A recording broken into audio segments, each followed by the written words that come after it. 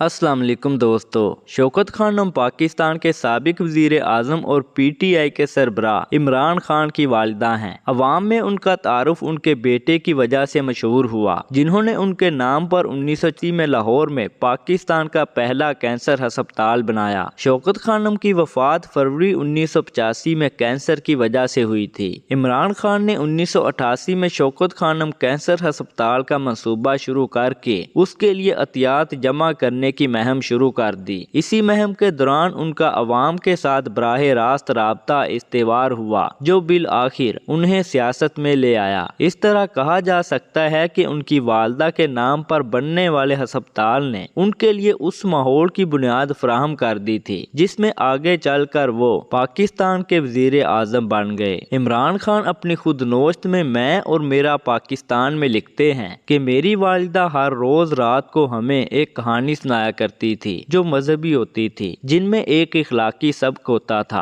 हजरत मूसा, फिरौन, हजरत यूसुफ और रहमतुल आलमीन के बारे में सबक आमोज बातें सुनाती। हर शब वालिदा हमें दुआ मांगने की याद दहानी कराती। वो एक वाकया कसरत के साथ और बहुत ज़ौक़ शौक के साथ हमें सुनाया करती थी कि मक्का में एक बूढ़ा आदमी आ हजरत की खिदमत में हाजिर हुआ और कहा, मैं कबीले का आखिरी आदमी हूँ जिसने इस्लाम कबूल नहीं किया, लिहाजा मैं भी अब इस्लाम लाना चाहता हूँ, लेकिन एक मसला है कि मैं इस बढ़ापे में कैसे अपनी गैर मुस्लिमों वाली आदत बदल पाऊंगा। लिहाजा कोई आसान सा हल बता दीजिए जिस पर अमल करके मैं इस परेशानी से निजात हासिल कर सकूं। आपने फरमाया, सच बोला कर, हमेशा सच। तुम्हारे मुसलमान रहने यानी ईमान को पुख्ता रखने के लिए इतनी सी बात ही काफी होगी। इमरान खान का अपनी यादाश्तें बताते हुए मजीद कहना था कि मेरे वालिदैन मजहब के बारे में नरम लहजा रखते थे और कुशादा मिजाज भी।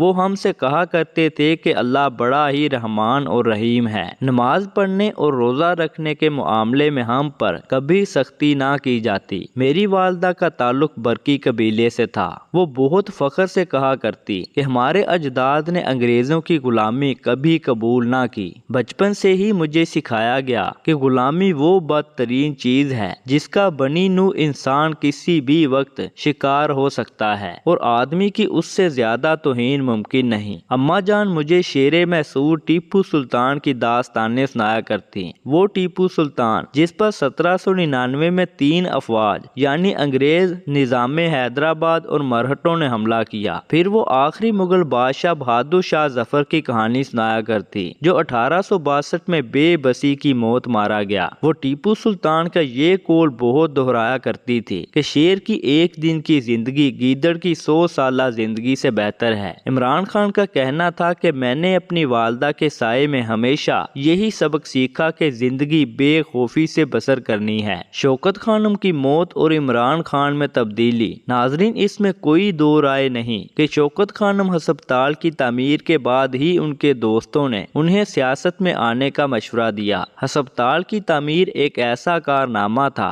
जिसने इमरान खान की खुद एतमादी में मजीद इजाफा कर दिया था और वो ये समझने लगे थे कि पाकिस्तान में तब्दीली का जो ख्वाब वो लेकर निकले हैं एक दिन वो जरूर कामयाब होगा। शौकत खानम में कैंसर की तशखीस 1984 के अवाइल में हो चुकी थी। लाहौर में इलाज की सहूलतें नहीं थी और लंदन जाकर इलाज के लिए वो तैयार नहीं थी। ताहम बेटे के इसरार पर वो लंदन चली गई जहां उनका इंतकाल हो गया। इससे कबल जब लाहौर में शौकत खानम शदीद तकलीफ में मुब्तला थी और डॉक्टर बेबस थे तो अस्पताल में ही इमरान खान ने चीख कर कहना शुरू कर दिया था कि मैं यहाँ कैंसर अस्पताल बनाऊंगा। और इमरान खान अपनी खुद नोश्त में मजीद लिखते हुए बताते हैं कि जब 10 फरवरी को मैं अपनी वालिदा की मैयत लेकर पाकिस्तान आ रहा था तो मेरा अपनी कौम को कैंसर अस्पताल का तोहफा देने का अज़म मजीद पुख्ता हो गया। ये मेरी वालिदा के लिए मेरा हकीर सा नजराना था। मैंने अपनी वालिदा के साये में हमेशा यही सबक सीखा था कि जिंदगी बेखौफी से बसर करनी है। मैं अपना अज़म मुसलसल दोहरा रहा था, मैदान कभी नहीं छोड़ना है, आने वाले कल से नहीं डरना है क्योंकि अल्लाह मेरे साथ है।